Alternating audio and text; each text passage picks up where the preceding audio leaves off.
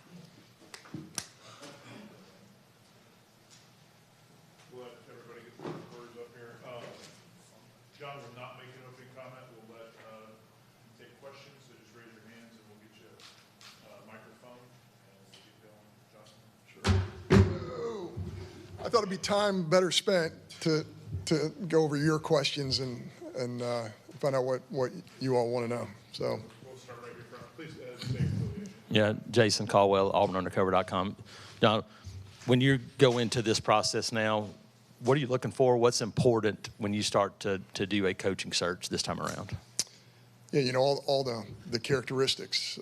Somebody with an edge, somebody who's highly competitive.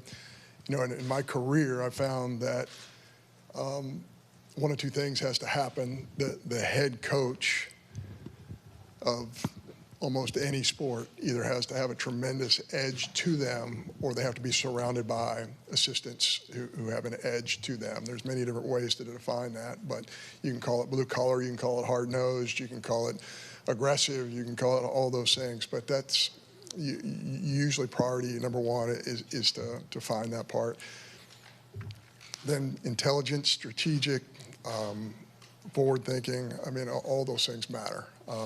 And at this level of college football, you're obviously going to have somebody who has a track record in all these areas, and you're going to look into that track record with the utmost seriousness. And you're looking for somebody who can lead a building, lead a staff, lead 18 to 22, 23, 24-year-olds into battle to compete in the best league in the country. John, can you kind of talk about the timeline of y'all's decision to part ways with Coach Freeze? And when you look back at it, you know, with the way Saturday turned out, there was a lot of fans that left early in the fourth quarter. Do you maybe regret not doing it sooner when things get to that point, when it feels so untenable? No, we all go through our own process. In my process, I want to make sure, I want to write things down. I was going to say get a good night's sleep, but I didn't sleep at all on Saturday night.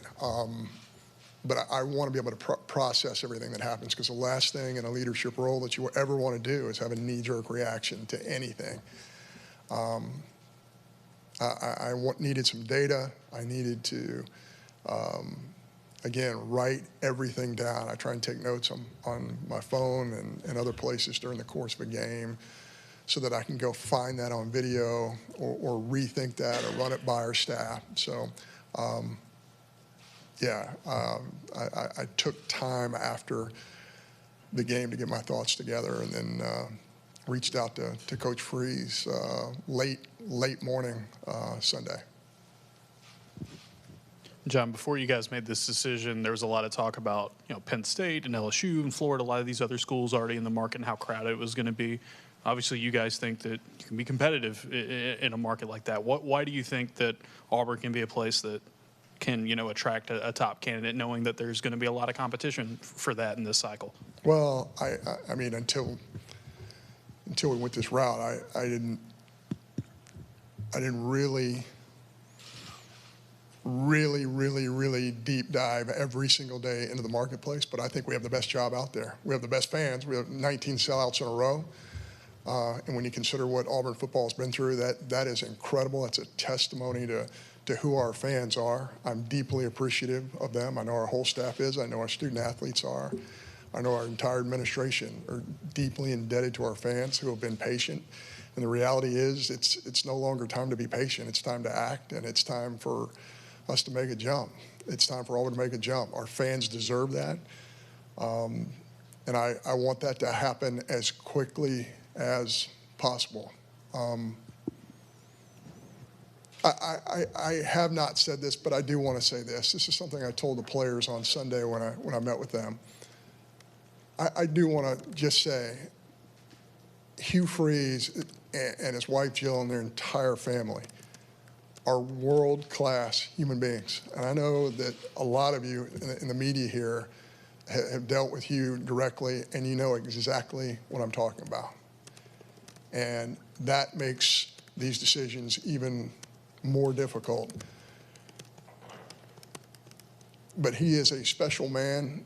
I will always have a relationship with him, and he did some positive things in his 3 years. Probably the most notable is the incredible upgrade in talent that we have on the field. And I think that's one of the most frustrating things for me right now is if you look at both sides of the ball, you're looking at guys who are going to play in the NFL one day. You're looking at guys who have skill. And obviously defensively, we've been outstanding. I think we have one of the elite defenses in the country, but offensively, that has been a real struggle. And we have talented young people on that side of the football. So that has been extremely frustrating and one of the reasons we had to act. Hey, John, Justin Hoganson, Auburn Sports on 3. I guess what went into the decision to name DJ Durkin interim head coach, and is he somebody that you think is going to be a part of that process of looking for a guy? Does he have a chance to win the job? Yeah, I think DJ has done an incredible job with our defense. And when you're at practice, when you watch him coach in-game, it's pretty evident that he does have an edge. He's somebody with incredible energy. He's somebody that the players, student athletes relate to. He's somebody who has strategic vision. Will he get consideration? Absolutely, he will get consideration. But I won't go any farther than that. I mean, I think DJ is definitely somebody who has earned that opportunity, but he will be part of a pool that we will consider. JG with Auburn Sports. I'm part of the On Live network, On 3 network, excuse me, Justin. Question about who's going to help you with this search. Are you going to get a search firm? Who else is going to kind of work with you there? You know, we're not sure if we're going to use a search firm or not. Really, one of the reasons to use a search firm is for background checks and things of that nature. If we use one, it will be more of a peripheral background type situation, even though we have opportunities to do those things on our own. Not sure if I'm going to use a search firm. I will tell you this. There is no question that I will take information from industry experts. I will take information from people who really understand college football at a high level. And we will go to people who have incredible data. And we will go to people who really understand all four corners of the country in this great sport. But I am the committee. And even though I will listen and I will do as good a job as I possibly can of taking in information, I will be the committee. Yeah, Bill Cameron, ESPN 106.7. John, what's your expectation as far as the timeline's concerned, and does the December signing period play into that? Yeah, it certainly does. And of course, with the new portal period coming up that was just changed recently, I think that is a consideration as well. But certainly as close to following our last game as possible is ideal. But are candidates that you're talking to still playing at that time? What are they playing for? Are they in the CFP? Are they in a bowl? I would assume that every single candidate that we're going to speak to outside of this building is going to be in that situation. So we're going to work as quickly as we possibly can to try and get it done as quickly after the Iron Bowl as possible. Peter Ryder, Casale.com. What was the response and reaction from the players when you met with them yesterday? And I guess also, what was their response and reaction to, playing for Coach DJ Durkin? I think that's something that they would have to answer. I'm just in a room addressing the team. I honestly could not tell you. And when we called that meeting, I'm sure that so a lot of those guys didn't get to sleep until way into the morning. So, we might have awakened them to set up a meeting. So they might have been still tired from the night before. But I think that's something that they would have to answer. Dan Peck, ESPN 106.7 in Auburn. You mentioned just now the talent that Hugh Freeze accumulated on the roster. Quarterback has been something of a mixed bag the last couple of years. How important is it for the next coach to have a track record of developing and evaluating quarterbacks? Yeah, I think that's crucial. There's no question that the most important position maybe on the field,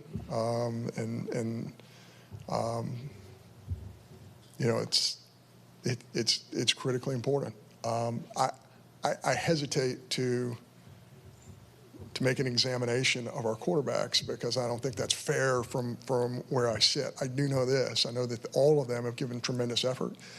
I know that certainly we have quarterbacks that have promise, that have futures, but for whatever reason, it just hasn't worked in a game. I'm not talking about our quarterbacks. I'm talking about our offense.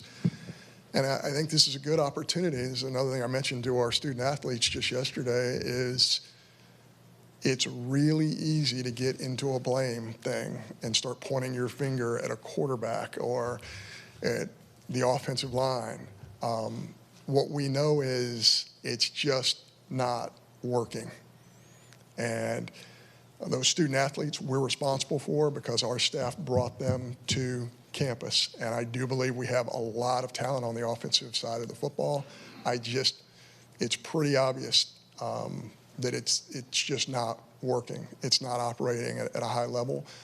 And I'll probably take it a step farther just by saying, gosh, if we had average SEC offense right now, there's no telling what our record would be. And maybe I'm not standing up here in front of you right now.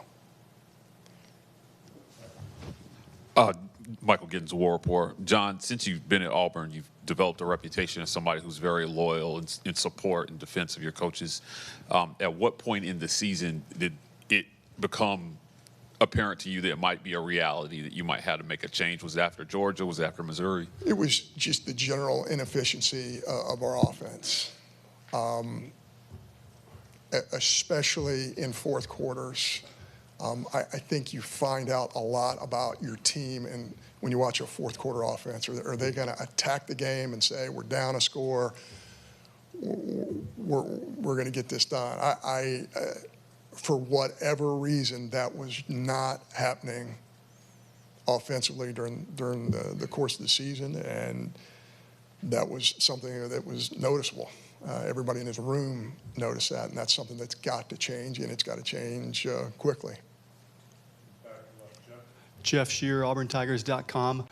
Any message or words for the Auburn fan base who have supported this program so strongly under Coach Freeze these past 3 years? Yeah, I mean, our fan base is incredible. I just, from the moment I stepped onto this campus and I went to my first football game, which was Texas A&M, it was obvious to me this place is different. We have incredibly loyal fans. We have fans who have shown patience. We have fans who have given in every way. They've given their time. They've given financially. They have given in every way. Now it's time for us to give back. And that's one of the many reasons we had to make this decision. It's time for this football program to give back to this fan base. They deserve it. And I'm going to spend every minute of every day that I'm awake trying to give our fans exactly what they deserve, which is the best. And that's the direction we're going to go. Johnny Condon, ABC 3340 Sports in Birmingham. John, 4 coaches in 7 years. Obviously, you're not responsible for all of them, but for the boosters, the powers that be, are you going to be able to push back against some of those voices and not fall victim to groupthink when it comes to making a decision because it hasn't worked here for a handful of years now? Yeah, I'm really glad you asked that question because that's a little bit of a mystery to me. I've heard all these myths about things like donors at Auburn or board of trustee members or administrators or power brokers in the Auburn family. That has not been my experience in 3 years. Not one time have I had a donor or a board member or anybody else who helps guide this great university come to me and say, you need to hire this person, you need to terminate this person, you need to do this, you need to, I mean, certainly you get comments, hey, the hot dogs weren't very, I mean, you will get that type of commentary, but that has not been my experience. And I think that that's one of those things that might have been created by other schools in the state of Alabama. That myth is not reality. We're in a tough spot right now. We're going to get to the other side of it. We're going to give our fans what they absolutely deserve, but we're not going to live in a world of myths because what you just described, and I appreciate the question, just doesn't exist.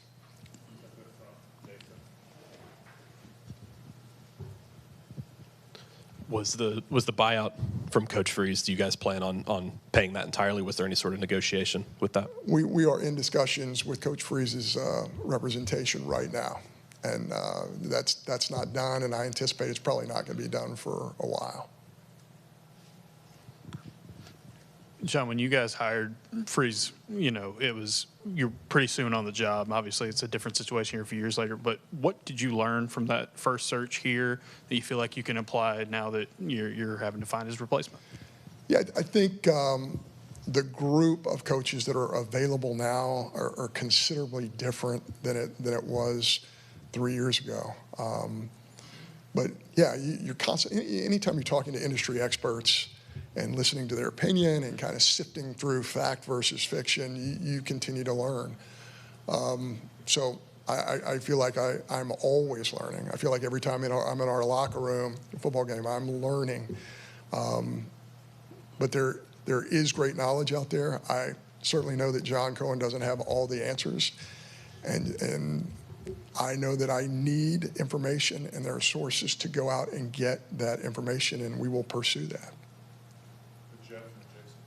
John, what role do you feel like NIL will play in the search, and then where do you feel Auburn sits in that pecking order? Yeah, I'm really proud of our administration. We've worked so incredibly hard in the area of third-party opportunities for student athletes, which I think is going to be a game changer. I think it's going to be a differentiator. There's absolutely no way to know who's got what. There's no way to know where we are versus the people we're competing against. But just having had conversations in our industry about this subject, I think Auburn's ahead of the curve. I think Auburn has been extremely creative, and I think we have been able to generate revenue from many different sources. And it's something that we have done out of necessity at a very early stage. And I think whomever runs this football program moving forward is going to benefit greatly from not only the revenue share opportunities, which everybody in our league has, but also the third-party opportunities, which might not be available to everybody in the Southeastern Conference and around the country. John, you talked about kind of what you're looking for. How do you gauge and judge, I guess, the CEO part of things because of this changing world that coaches live in now, and whether that guy's a play caller? How do you see that as a difficult thing to do now for a head coach? Yeah, Jason, I think that's one of the things that the evolutionary process of the coaching profession in Power 4 football is how many schools around the country had a GM 3 years ago when we went through this search. I don't know that a ton of them already had a GM. If you look at the amount of resources that Auburn and the people that we were competing against, the amount of resources that were driven to name, image, and likeness prior to House versus the NCAA coming into effect, it was a really low number. I mean, it is exponentially higher now. So again, I can't be predictive and know exactly what everybody else is doing, but I know what we're doing. And I know it's going to be extremely competitive. And it'd be hard for me to imagine that there are 10 other schools that are going to be able to provide what we are doing in the third-party market to help our student athletes in the entire country. So again, we have the best fan base. We have sold out Jordan Hare 19 times in a row. We have this incredible opportunity for our student athletes. We have the foundation of Auburn University and everything it brings, from the creed just to this campus, to the education it provides, the great history here, not only in athletics, but academically as well, and research. Auburn has it all. And now it's time for Auburn to have it all in the sport of football. And we're not going to rest until that happens. Hey, John. Davis Baker, WSFA Montgomery. You guys have had success in a number of sports since you've been here, but with football being the moneymaker and the way of life it is in the SEC, how much pressure do you feel to get the next head coach correct? Yeah, I think pressure is one of those self-induced things. I'm going to put pressure on myself to do everything, to try and do everything the right way, just like I know all of you do. I know that I owe this to this fan base. I grew up in the state of Alabama. I know how special this fan base is. And again, I wake up every morning saying, we've got to get this done. We've got to get it done for the people who are in the top of that upper deck, the people who are in our suites, the people who are on the field. We've got to get this done. And again, I know it's been bandied about that we're close, right? I'm not going to say that we're close. Close doesn't matter. Getting it done matters. But I will say that we have an elite defense. I will say that there are a lot of areas of the game in which we excel. But the offensive side has really hurt the production of this football team, and we got to get that fixed. We have to. Now, is it fair to bring up DJ Durkin here and say, hey, fix our offense? No, that's not fair. But what we have done is we have given him the opportunity, especially with our staff and everyone else, to step forward and say, this is going to be your program for the next 3 weeks. Do the things that you feel like need to be done internally for us to be more competitive on both sides of the football. And we have a lot of confidence that can happen. Is Hugh Freeze the only change effective immediately on the coaching staff? No, there are some adjustments that will be made in the coming days, weeks, months. There will be other staff adjustments that will be made moving forward. But at this present moment, I believe there have been a couple of staff moves made, but there will be more coming. Yes, sir. Thank you. We'll have Coach Durkin here in a few minutes.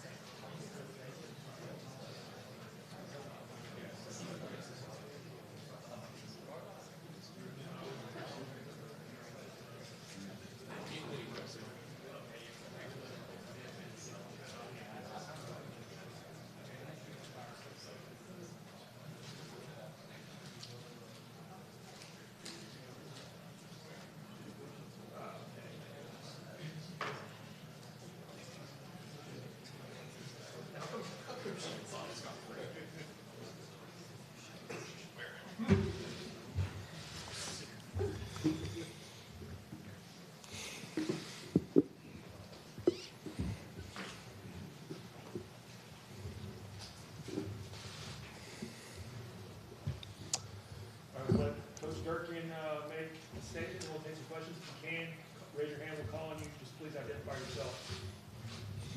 Good afternoon, everyone. Appreciate you guys being here. I just first off want to say thank you to John Cohn and our university leadership.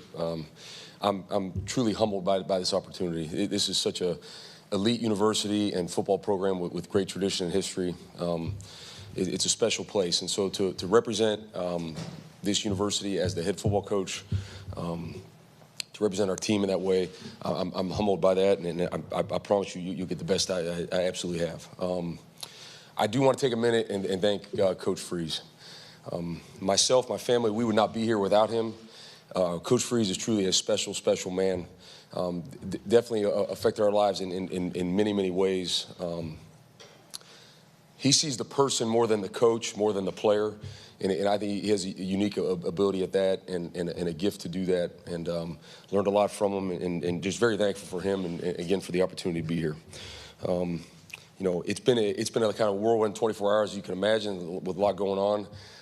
But I will say this and make sure this is first and foremost.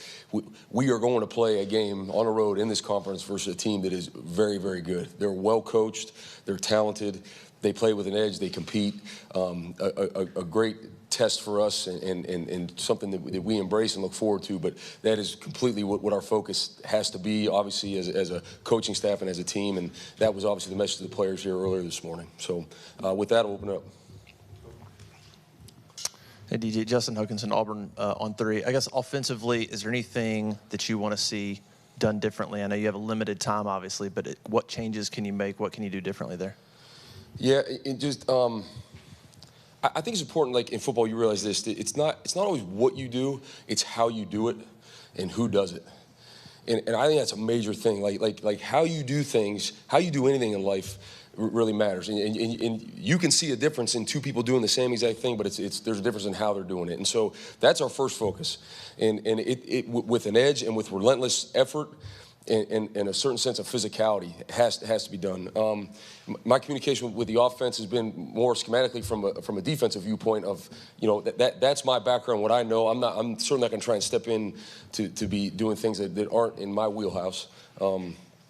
But from those terms of, okay, here's some things defensively, viewing that where we can help and offering suggestions that way. Derek Nix will be the play caller. He'll be the play caller every down. He's the sole play caller. And I have extreme confidence in Derek. Derek and I have worked together at previous stops as well. Again, another great person, great coach. I think the players really responded to him and they understand where he's coming from. And I think Derek's going to do a great job. And we will be aggressive in everything we do. DJ, are there any staff changes that have been made otherwise in terms of on the field coaches and who is going to take that 10th spot now with you being elevated head coach? Yeah, so there's been no other changes on the field coaches. There's been some off the field staff changes that have taken place. The on the field thing doesn't take as much importance anymore with the new rules of, you know, you're allowed to have more than 10 guys coaching on the field. So that was always a big naming of that. The important thing to me was, in my comments with the staff, when I echoed them was, I don't want to be changing a bunch of things and uprooting and guys start changing their jobs. I think it's important, like, we're able to focus on their jobs. And so for me, that's wearing two hats, but I don't want to be changing a bunch of other people doing that. So Jake Giannone is my guy that works with the linebackers on defense. He's been doing that all year long because as the coordinator, there's times where, you know, I need some help with position group as well. He'll continue to do that. He does a tremendous job. He's a tremendous young football coach. But in terms of like naming someone or something different, we're not doing that. Peter Rauterkus, AL.com. Going back to the offense, quarterback was something that flip-flopped a little bit on Saturday. Do you guys have a plan yet going forward at quarterback this season? Yeah, we're evaluating that right now.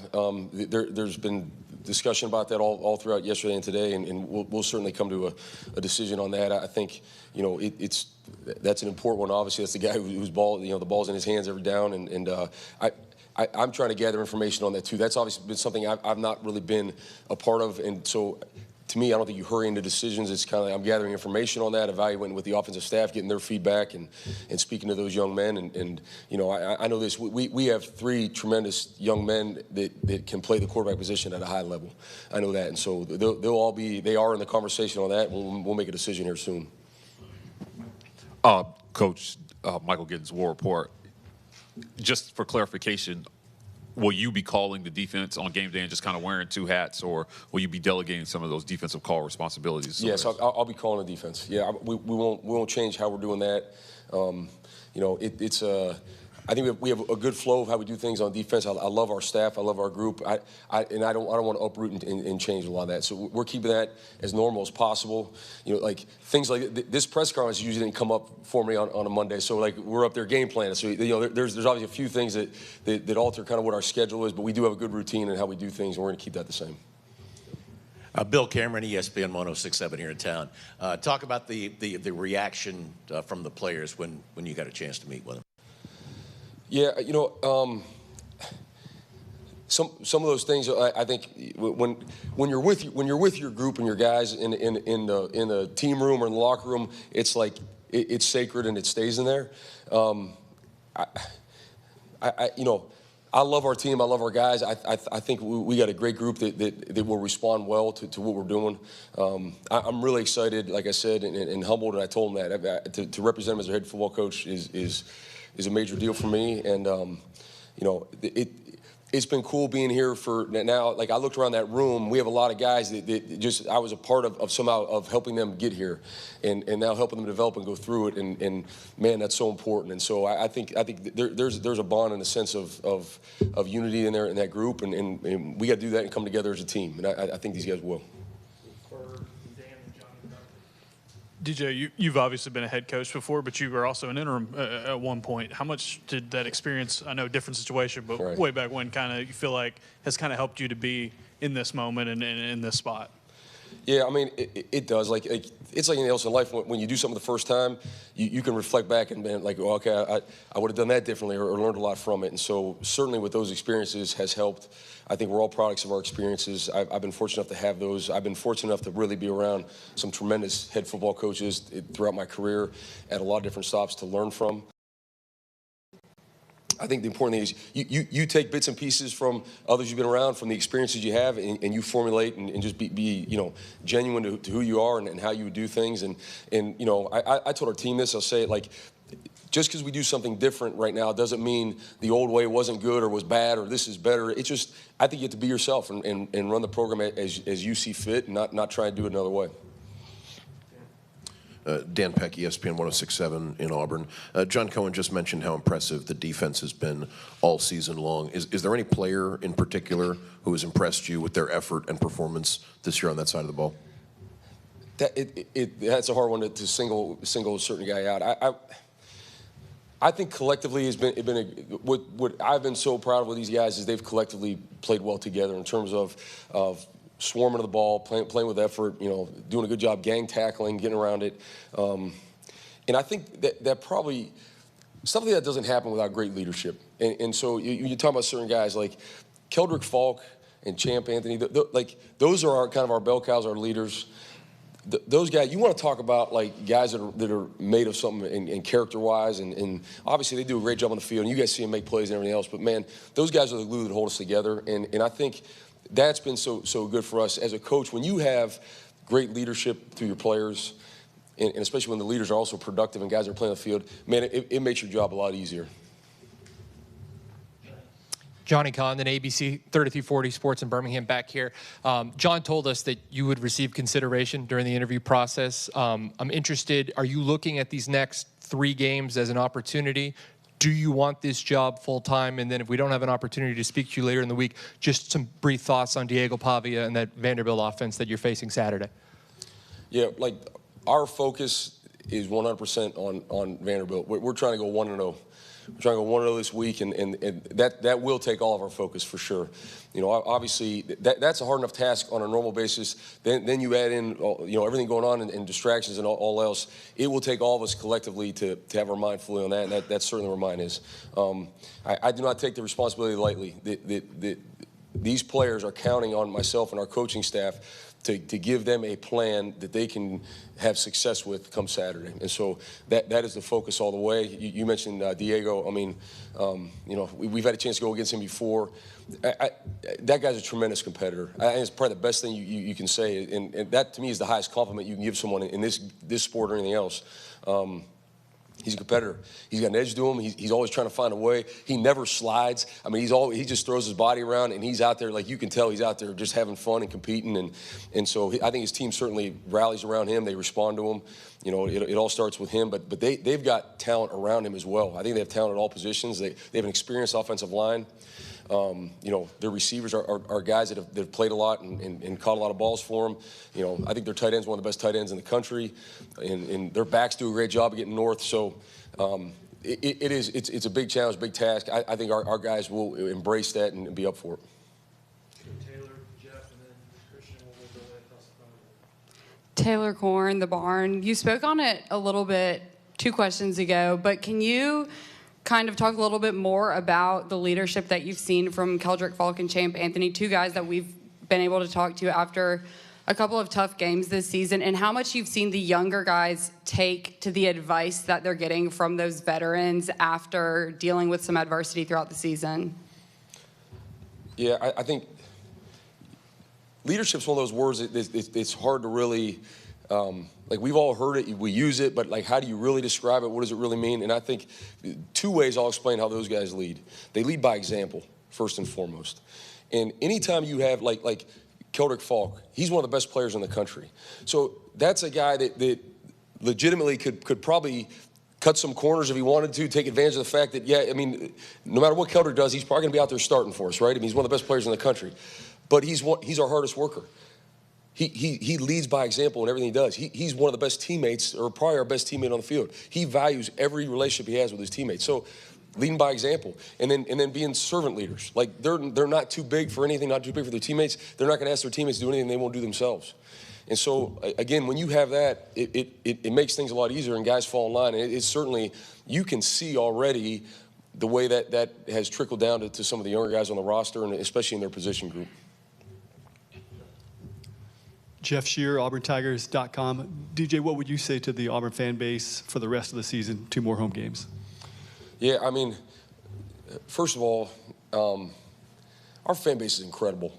The support we get every home game here, whatever the situation, whatever's going on, whatever the weather, whatever the time of the game, whatever, they're there, that Tiger Walk, that's the most amazing experience you could have in this game. And so, first off, thank you for your support. And I just want them to know that we are going to do everything possible to represent them and this great university in a way that they can be proud of. This place is built on hard work, toughness, blue-collar mentality, and that is what this team has. That's what we're going to display.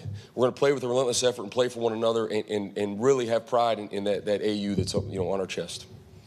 Yeah, DJ Christian Clemente with Auburn 247, signing day a month away. Have you had a chance to talk with commits? What's your kind of message to those guys trying to get them to stick in the class? I have, yes, and that's ongoing. I had a bunch of conversations yesterday, and obviously that's every day. That'll continue throughout today and this evening. The conversation was very positive, very positive feedback on both sides, and I think this place, there's so much to recruit to this place, and they understand that. When you bring a guy here on campus, when you bring a guy here for that game day atmosphere we're talking about, it's eye-opening for anyone. And just the tradition and history of this program and all that this place can provide, this university can provide you from an educational standpoint and just this community, Auburn's an easy place to sell. And so these guys, there's a lot of reasons why. The guys that are in this class, they've chosen Auburn for a lot of reasons, and a lot of those reasons are still the same. And, we're going to continue to recruit them like crazy. Coach Jerry Humphrey III, AO.com. You guys have been able to defend well against some talented quarterbacks this year. Looking ahead at the Diego Pavia matchup, will you guys kind of use that same formula or kind of change it up since you guys seen him before?